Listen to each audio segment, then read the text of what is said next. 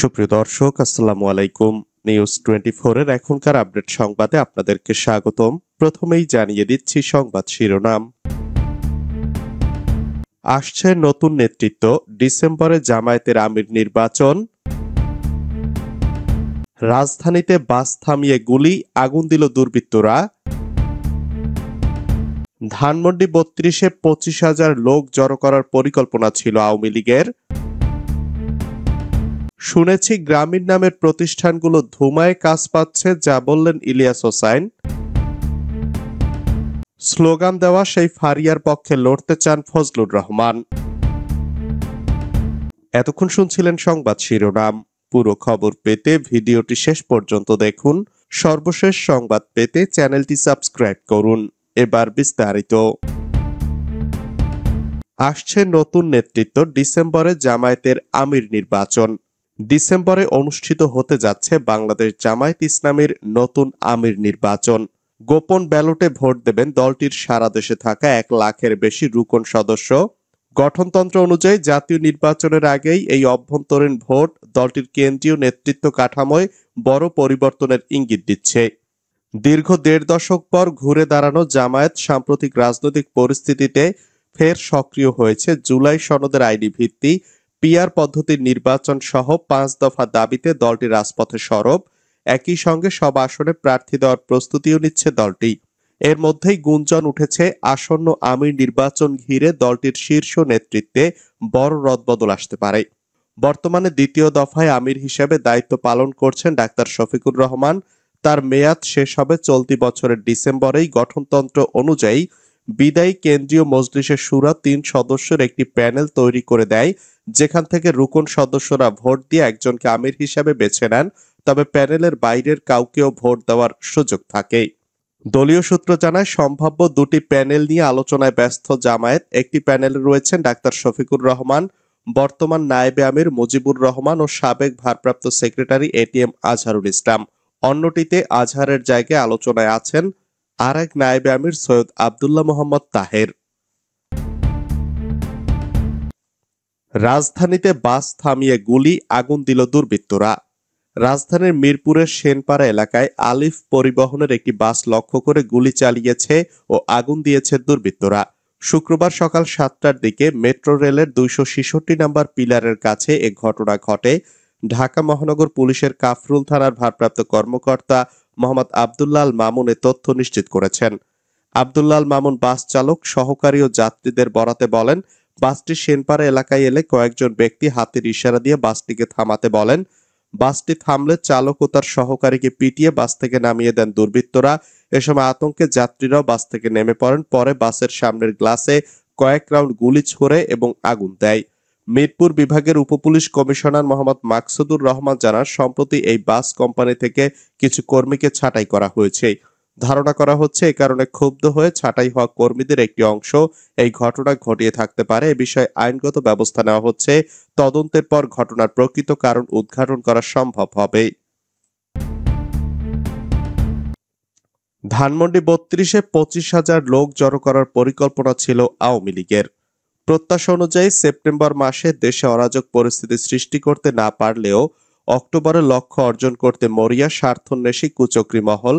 প্রতি বিপ্লব করে ফেব্রুয়ারির নির্বাচন বানচাল করা এবং ক্ষমতাচ্যুত আওয়ামী লীগকে পুরনো চেহারায় ফিরিয়ে আনতে ২৪-এর গণ অভ্যুত্থানে পরাজিত ফ্যাসিস্ট শক্তি দেশি বিদেশি দোসরদের সহায়তায় অনেকটা মরণ কামড় দেওয়ার প্রস্তুতি নিয়েছে অক্টোবরে।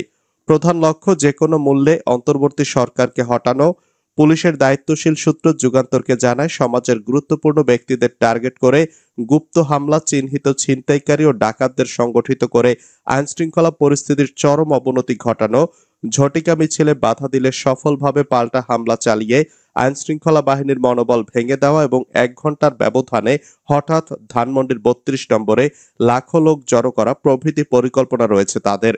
এদিকে অক্টোবর ঘিরে আওয়ামী লীগের মাস্টার প্ল্যান সম্পর্কে ইতোমধ্যে বেশ কিছু গুরুত্বপূর্ণ তথ্য ও লাইন অফ অ্যাকশন প্ল্যান জানতে পেরেছে আইনশৃঙ্খলা বাহিনী। সূত্র বলছে, মূলত পুরো পরিকল্পনা বাস্তবায়ন করা হচ্ছে ভারতে অবস্থানরত আওয়ামী লীগের একটি কোর গ্রুপ থেকে। তাদের মিশন বাস্তবায়নে সারা দেশে আওয়ামী লীগ, যুবলীগ ও ছাত্রলীগের হাজার হাজার নেতাকর্মী আত্মগোপনে থেকে নাশকতার ছক কষছে। এদের পরিকল্পনা অনুযায়ী ঢাকা সহ দেশের বিভিন্ন স্থানে প্রায় প্রতিদিন ঝটিকা মিছিল বের করা হয়। ইতোমধ্যে এ চক্রের অনেককে পুলিশ গ্রেফতার করেছে, বাকিদের গ্রেফতারে অভিযান অব্যাহত আছে।